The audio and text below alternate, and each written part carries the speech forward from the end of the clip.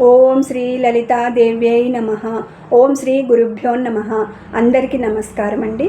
శ్రీ లలితా సహస్రనామ స్తోత్రంలో ఏ శ్లోకం చదివితే ఏ కోరిక తీరుతుందనేది తెలుసుకుందాం. మీరు ఏ కోరిక సాధించాలనుకుంటున్నారో దానికి సంబంధించిన లలితా సహస్రనామ స్తోత్రంలోని శ్లోక భాగంలో ఆ వాక్యాన్ని ప్రతిరోజు ఉదయం పూట స్నానం చేసి మాంసాహారం ఇతర వ్యసనాలు మాని కనీసం 108 సార్లు మననం చేయండి. ఇలా ఒక 40 రోజులు చేస్తే ఫలితం కనిపిస్తుంది. అందులో ముఖ్యంగా ఉండవలసింది అచంచల విశ్వాసం. ఆ విశ్వాసంతో ఈ అతి సులభతరమైన సాధన ప్రారంభించండి. ఫలితం పొందండి.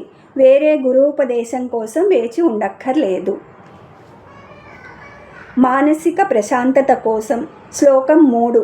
మనోరూపేక్షుకోదండ పంచతన్మాత్ర సాయక. అకారణ చింత దిగులు తొలగుటకు, డిప్రెషన్ పోవడానికి. శ్లోకం 5. అష్టమి చంద్ర విభ్రాజ దళిక స్థల శోభిత. భార్యాభర్తల మధ్య కలతలు తొలగుటకు. శ్లోకం 11. మందస్మిత ప్రభాపూర మజ్జత్ కామేశ మానస. కన్యలకు వివాహం అవడానికి. శ్లోకం 12. కామేశబద్ధ మాంగళ్య సూత్రశోభిత కంధర.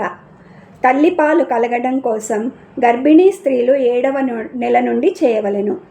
శ్లోకం 15. స్తన భార దళన్మజ్జ పట్టబంధ వళిత్రయ. స్త్రీలలో ఋతుక్రమ దోష నివారణకు. శ్లోకం 17. కామేశ జ్ఞాత సౌభాగ్య మార్ధవోరుద్వయాన్విత. ధ్యానం కుదరడానికి. శ్లోకం 20. మరాళి మందగమన మహాలావణ్య సేవధి. భర్త ప్రవర్తన సరి అవ్వడానికి.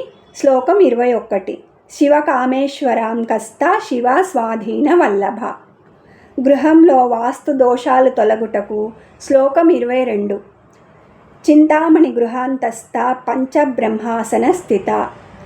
రక్తం శుద్ధి అవ్వడానికి, రక్తంలో దోషం పోవడానికి. శ్లోకం 23. మహాపద్మాటవీ సంస్థ కదంబ వనవాసిని. పురుషులలో శుక్ల దోషాలు పోవడానికి. శ్లోకం 30. విశుక్ర ప్రాణహరణ వారాహి వీర్యనందిత.